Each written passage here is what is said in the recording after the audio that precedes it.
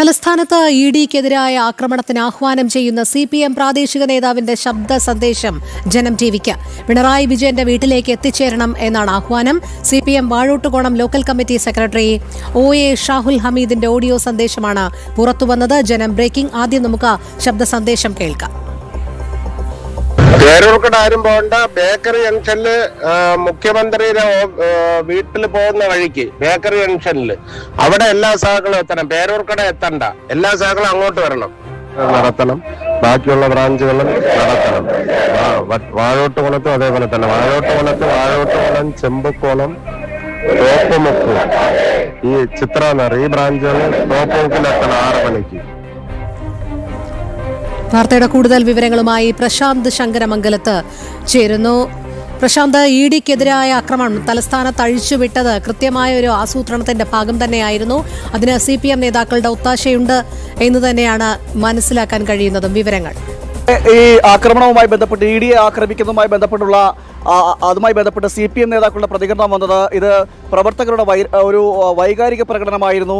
അതുകൊണ്ട് ആ വൈകാരികമായിട്ടുള്ള പ്രകടനത്തിന്റെ ഭാഗമായിട്ടാണ് ഇത്തരത്തിൽ ആക്രമണം നടത്തിയത് എന്നതടക്കമുള്ള കാര്യങ്ങളാണ് പറഞ്ഞതെങ്കിൽ ഇപ്പോൾ അതിന്റെ ഓഡിയോ സന്ദേശം വന്നിരിക്കുകയാണ്. തികച്ചും ആസൂത്രിതമായി തന്നെയാണ് ഇഡിക്ക് നേരെ, എൻഫോഴ്സ്മെന്റ് ഡയറക്ടറേറ്റിലെ ഉദ്യോഗസ്ഥർക്ക് നേരെ ആക്രമണം നടത്തിയത് എന്നതിന്റെ ഓഡിയോ സന്ദേശമാണ് ഇപ്പോൾ പുറത്തു വന്നിരിക്കുന്നത്. അതായത് പിണറായി വിജയന്റെ വീടിന് സമീപത്തേക്ക് പ്രവർത്തകരോട് വരാൻ ആഹ്വാനം ചെയ്യുന്ന ഓഡിയോ. ഇത് പറയുന്നത് വാഴോട്ടുകോണം ലോക്കൽ കമ്മിറ്റി സെക്രട്ടറിയാണ് പറയുന്നത്.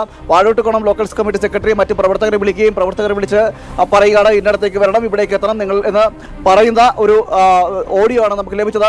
അതിന്റെ അർത്ഥം എന്ന് പറയുന്നത് കൃത്യമായ ആസൂത്രണം ഇവിടെ നടന്നിരുന്നു എന്ന് തന്നെയാണ് ഈ ഓഡിയോ സന്ദേശം നമ്മളെ സൂചിപ്പിക്കുന്നത്. അതായത് ഇഡിയുടെ പരിശോധന നടക്കുന്നിടത്തേക്ക് വരണം, ഇവിടെ സംഘർഷം സൃഷ്ടിക്കണം എന്നടക്കമുള്ള കാര്യങ്ങൾ, അതിലെ ആസൂത്രണം നടന്നു എന്നതിന് കൃത്യമായ തെളിവ് കൂടിയാണ് ഈ ഓഡിയോ സന്ദേശം സൂചിപ്പിക്കുന്നത്. എന്തായാലും ഇതിൽ നിലവിൽ ഇതുമായി ബന്ധപ്പെട്ട് വലിയ രീതിയിൽ വിമർശനങ്ങൾ ഉയരുന്ന ഒരു സാഹചര്യം നിലനിൽക്കുന്നുണ്ട്. നേരത്തെ തന്നെ ഈ CPM പറഞ്ഞ വാദങ്ങൾ അപ്പാടെ തള്ളുന്ന അല്ലെങ്കിൽ അപ്പാടെ പൊളിയുന്ന ഒരു സാഹചര്യമാണ് ഇപ്പോൾ ഉള്ളത്. CPM നേതാക്കളായിട്ടുള്ള നേതാക്കളെല്ലാം കഴിഞ്ഞ ദിവസം പറഞ്ഞത്, അതായത് ജോൺ ബ്രിട്ടാസ് ആയിക്കോട്ടെ, VG പെൺകുട്ടി ആയിക്കോട്ടെ, വി ജോയി ആയിക്കോട്ടെ, ഇങ്ങനെയുള്ള നേതാക്കളെല്ലാം പറഞ്ഞത് ഇത് നേതാക്കൾ അറിയാതെ പ്രവർത്തകരുടെ വൈകാരിക പ്രകടനം അവിടെ സംഭവിച്ചു പോയതാണ് എന്നാണ് പറഞ്ഞതെങ്കിൽ അത് അല്ല, കൃത്യമായ ആസൂത്രണം ഇതിൽ പിന്നീട് നടന്നിരുന്നു എന്നതിന്റെ കൂടി തെളിവുകളാണ് ഇവിടെ ഇപ്പോൾ പുറത്തു വന്നുകൊണ്ടിരിക്കുന്നത്. രോഹിണി.